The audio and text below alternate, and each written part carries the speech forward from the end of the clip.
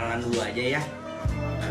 Jadi saya ini dikenal sebagai apakah boleh diperkenalkan dulu?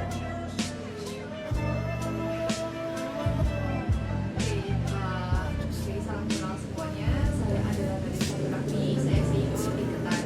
Jadi di sini saya sebagai CEO atau ownernya dari ST Ketan.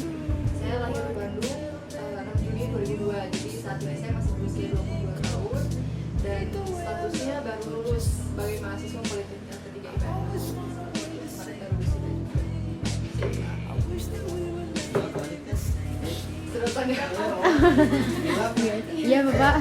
Seremotan. Ya. Makasih Bapak.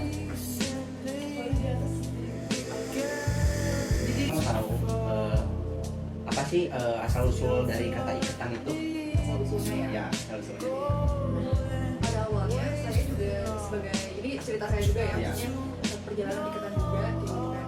Saya tuh awalnya juga kerja sebenarnya, tapi satu sisi saya cukup punya modal, maksudnya dari gaji yang saya kumpulin saya pengen punya usaha nih. Dan dari mau sampai kapan sih kita harus jadi pekerja gitu. Jadi memang ya kebutuhannya banyak, kepengenannya banyak kayak gitu, tapi secara gaji juga kan ya segitu aja kan kayak gitu. Makanya dari gajiannya itu saya kumpulin terus saya tabungin kayak gitu. Terus kenapa kepikiran buka outlet iketan kan? Karena sebetulnya dulu saya juga bingung ya mau jualan apa, karena tempatnya udah ada, lokasinya udah ditawarin di jualan juga. Jadi pada saat itu ya udah buka dulu aja yang penting. Pada saat itu saya jual dari makan sarapan. Kenapa roti sama ketan? Karena pada saat itu saya buka di Jalan Batu Dulu, tepatnya di kampus Unpad. Dan di sana tuh belum ada yang makanan tersebut. Ya udah saya jual aja deh gitu, karena memang sering dulu kalau saya jual kanannya saya jual. Mungkin pada saat itu kurang ramai juga karena posisinya di outlet. Nah di outlet kayak gini, ini memakan waktu yang lama juga pembangunannya, terus juga di sini outletnya juga bayar sewa aja lumayannya, jadi memang costingnya lumayan besar nih. Nah kenapa nama iketan muncul? Karena kita jualan roti sama ketan. Nah pada saat itu banyak juga yang request, kok nggak ada semuanya, ya udah deh jual ST-nya juga tapi ikat, karena ya apa namanya menyambung-nyambungi dengan brand itu. Jadi adalah apa yang minumannya ya udah ST ikat aja kayak gitu. Jadi minuman ST ikat, roti sama ketan itu yang dulu saya jual seperti itu. Dari sini outletnya, terus karena biaya operasionalnya lumayan tinggi pada saat itu, jadi ya udah deh akhirnya pindah ke konsep PKL kayak gitu. Nah kita buka pun kecil seperti ini, terus pindah dari outlet ke sini itu tuh omsetnya lumayan tinggi, dari 150.000 200.000 naik ke 500.000 terus ke 800 padahal secara kita lebih enak mungkin di sini ya di outlet, tapi secara pendapatan itu lebih murah di sini di outlet lain di PKL kayak gitu. Jadi itu mulai memikirkan oh ya gimana nih kalau misalnya di PKL lain karena secara biayanya itu lebih tinggi gitu, karena dengan omset sekian gitu kan kita nggak nutup biaya sewa, biaya gaji. Makanya kenapa saya juga waktu itu sempat kepikiran kayak gimana nih biar usahanya tetap jalan kayak gitu kan. Nah, terus karena biaya gajinya itu tuh apa, jadinya saya pakai paylater kayak gitu, terus pakai pinjol juga sempat. Makanya pas pada saat pindah ke PKL itu saya bikin tagline juga sejak pepet kayak gitu. Jadi memang sejarahnya seperti itu teman-teman. Nah pada saat jualan PKL kayak gini banyak peminatnya itu di ST-nya justru bukan nih kopi dan ketannya. Karena apa, ribet juga kali ya untuk mereka jajanin PKL untuk pakar berat gitu. Jadi memang pengennya simpel-simpel aja pada saat itu. Jadi udah deh lebih fokusin jualan ST sampai sekarang. Oh ini gitu ya, ya Iya. maksudnya. Nah di ini yang kedua itu ada ini apa sih yang membedakan ST iketan dengan yang STMT di jalan atau yang lain? Ya beda. Sebenarnya kalau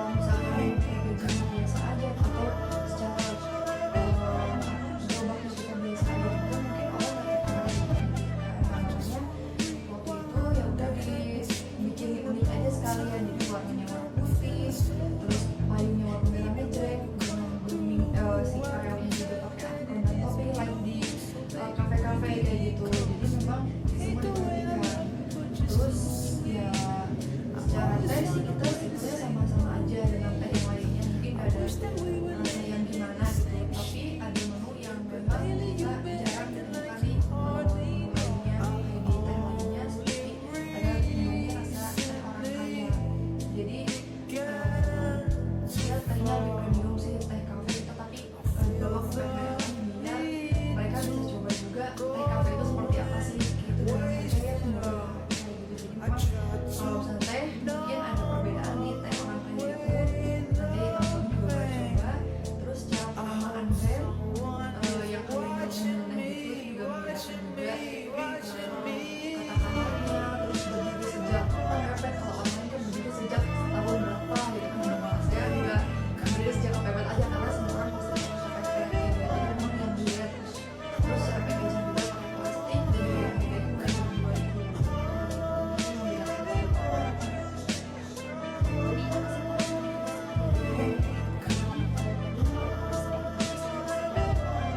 saat ini. Oke, tantangannya ya. Oke, secara global tantangannya itu sangat banyak, apalagi di Indonesia ya, apa viral langsung ikutin gitu.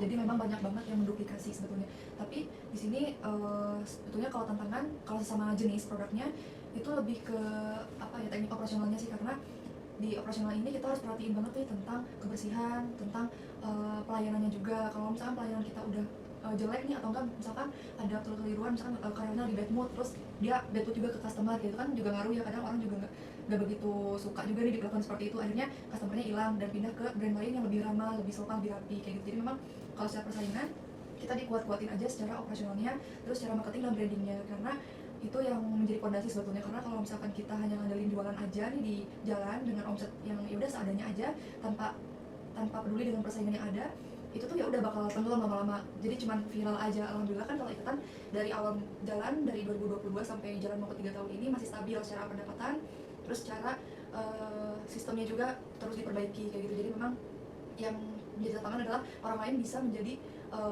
apa namanya, kayak menjadi pionir lah ya, jadi pemenangnya di bidang teh gitu. Kita kan belum nih, pemenangnya adalah misalkan ST Indonesia gitu. Nah itu mah udah jadi pemenang lah ya di industri teh. Tapi kalau misalkan kita mau masuk ke ranah itu, kita pasti susah kayak gitu kan. Maksudnya yang punya juga udah jadi artis kayak gitu. Jadi memang udah punya privilege. Kalau misalkan kita sebagai perintis itu harus matang-matang secara bikin sistem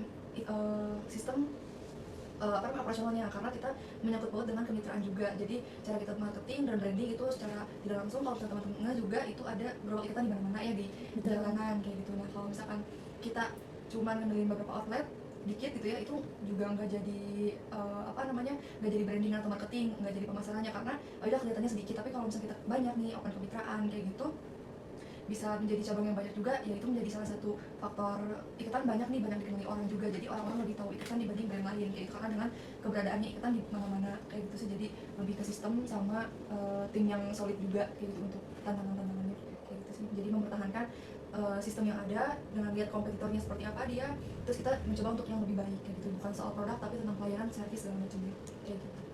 Oke, tantangan ini Ikatan tuh lebih ke pelayanannya dulu ya, di ini ya. Betul. Jadi memang kalau misalnya pelayanan kita juga jelek kan apa-apa diviralin lah Ya. sekarang mah. Jadi harus benar-benar dijaga image-nya segala macam, karena itu yang dinilai paling penting. Itu kalau misalkan sebelum mereka coba ST-nya pasti lihat look-nya dulu nih, pelayanannya dulu gimana, gerobaknya bersih apa enggak, peralatannya. Nah itu yang kita tekanin untuk tetap bersaing ya di dunia F&B kayak gitu sih. Oke. Ikatan Berdiri sejak kepepet.